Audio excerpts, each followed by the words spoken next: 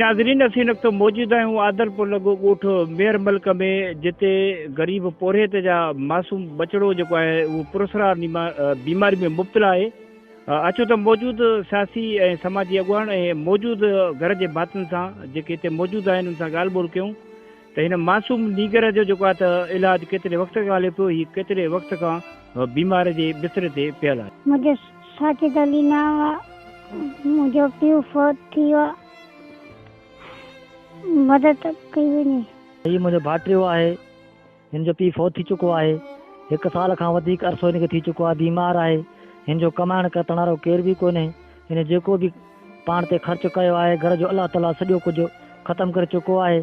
ऐं सरंदे वारनि खे अपील आहे त कुझु ताउन करे हिन ग़रीब जी ज़िंदगी बचाई वञे त तव्हांजी वॾी महिरबानी थींदी। सरदार अलीगोर खान आहे, राजा खान आहे, मोहम्मद बख्श खान आहे, या अहिड़ा ॿिया कोई सरंदे वारा बि आहिनि त उन सां ताउन करे ग़रीब जी ज़िंदगी बचाई वञे। भाई मुंहिंजो ॾोहिटो आहे, बीमार आहे, हिन जो पीउ मरी आहे। वसदी वारनि खे मां अपील थी कयां त मुंहिंजी मदद कई वञे। राहे मौला जी अलीगोर खान आहे, अली मोहम्मद आहे, राजा आहे, सभिनि खे अपील कई थी वञा त मुंहिंजी मदद कई वञे। तव्हां सॼनी जी मुंहिंजे न्याणी अलको तरको सॼो खपाए बीठी आहे, दाणो अन जो कोन अथनि, कमाइण वारो ई कोई कोन्हे। मुंहिंजी न्याणी जी मदद कई वञे, हिन बचड़े जी ज़िंदगी ठही वञे। साजिद अली मलिक जेको आहे सो ही साल खां बीमार आहे। ही बीमारी जी बिस्तरे ते पियल आहे।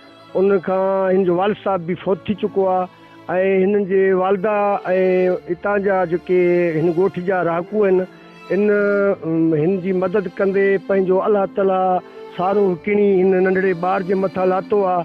हिननि जो जेको आहे सो जहिड़ो जेको आहे रत नथो ठाहे।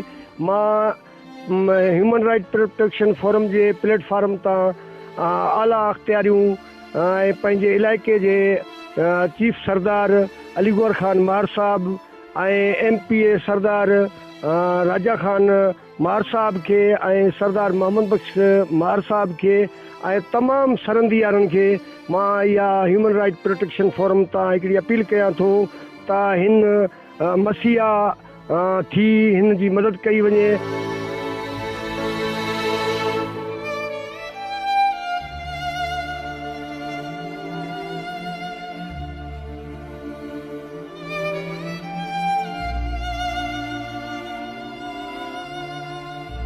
जी नाज़रीन, ही हुआ ॻोठ मेर मल्क जा रवासी।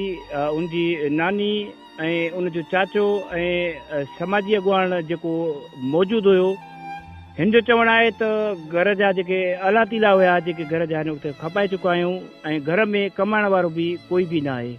हिन जो जेको पीउ आहे उहो तक़रीबन 10 खां 12 साल अॻु फोत थी वियो आहे ऐं असीं कमाइण वारा न आहियूं। जेको बि घर में हुयो उहो अलातीला ॿुहारे करे हिन जो इलाजु करे चुका आहियूं। सरंदी वारनि खे घुरिजे त हिन मिसकीन ग़रीब अबोज जी मदद करे हिन मासूम नीगर जी ज़िंदगी बचाए वञे। कैमरामैन मोहम्मद ईसा कोलाची सां गॾु माजिद अली कलवड़, टाइम न्यूज़, आदलपुर।